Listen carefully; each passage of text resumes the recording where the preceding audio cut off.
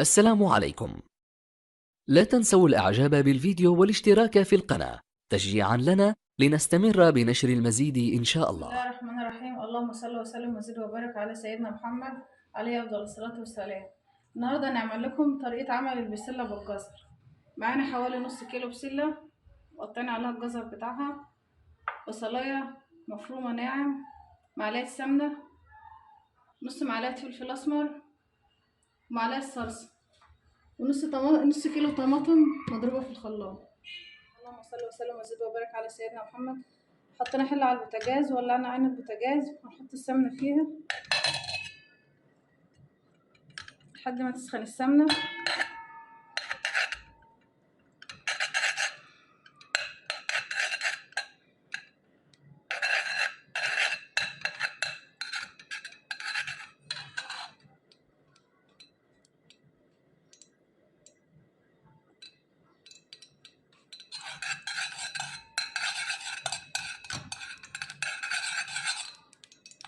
كده السمنة سخنت وصلت لدرجة الحرارة المطلوبة.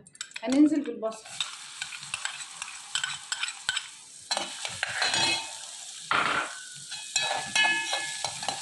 اللهم صل وسلم وزد وبارك على سيدنا محمد عليه أفضل الصلاة والسلام. هنحمر البصل لحد ما لونه ما يبقى لونه ذهبي، مش هنغمقه عن كده.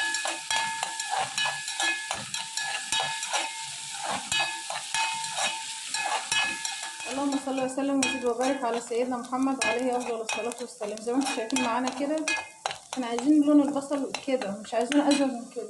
وهننزل معانا بمعلقة، نص معلقة فلفل أسمر، نشوحها مع البصل كده لحد ما تسخن وتطلع ريحة الفلفل الأسمر.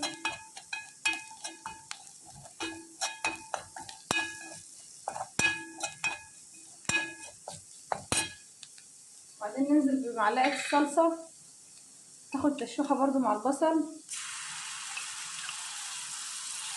معلقة صلصة كبيرة.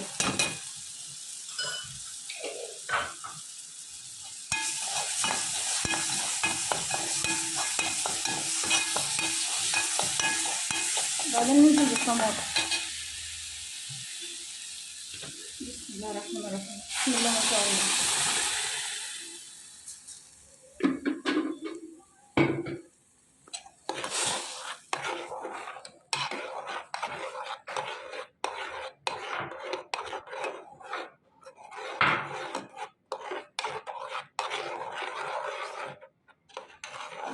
اللهم صل وسلم وزد وبارك على سيدنا محمد. زي ما انتم شايفين معانا صلصة البسلة.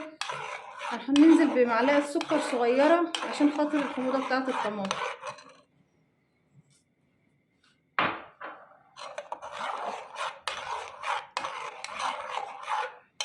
وهنسيب الصلصة تتسبك تغلي غلوتين كده ونرجع لكم تاني. بسم الله ما شاء الله. زي ما انتم شايفين كده الصلصة اتسبكت وبقت جميلة. هننزل بقى بالبسلة.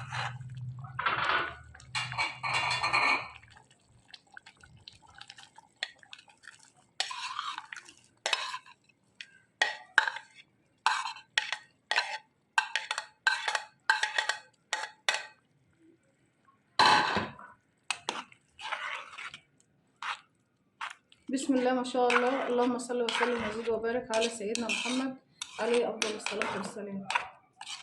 ونسيب بقى البسله كده تغلي وتستوي لحد ما حبات البسله تستوي معانا.